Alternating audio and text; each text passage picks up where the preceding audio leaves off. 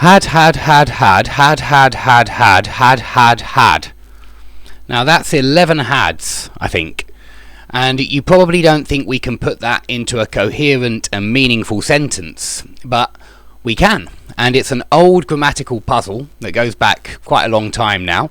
But it's a good example of past perfect, and it's a good exercise in punctuation as well, and in listening and understanding how intonation affects punctuation. So the story goes like this. We've got two language students, let's say, James and John, and there's an exercise where they have to choose between past simple and past perfect. He told me he had an operation when he was young, or he told me he had an operation when he was young. Which one is correct?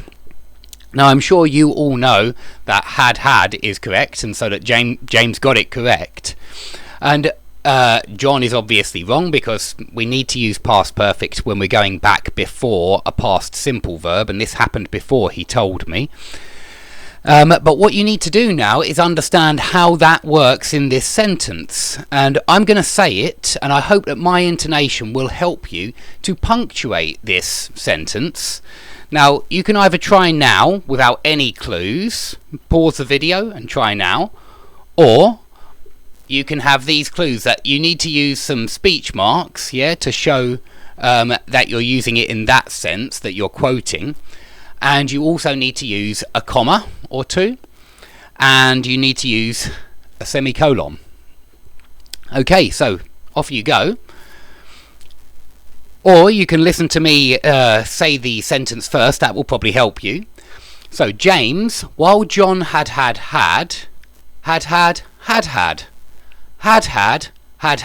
better effect on the teacher. Okay, I'll say that one more time. James, while John had a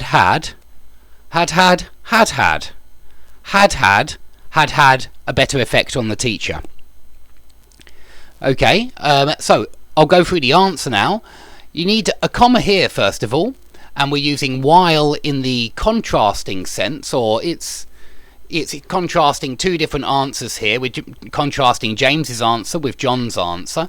So we're going to use a relative clause here. James, while John had, that's the end of the first relative clause. This is a non-defining relative clause. It's just extra information there between two commas.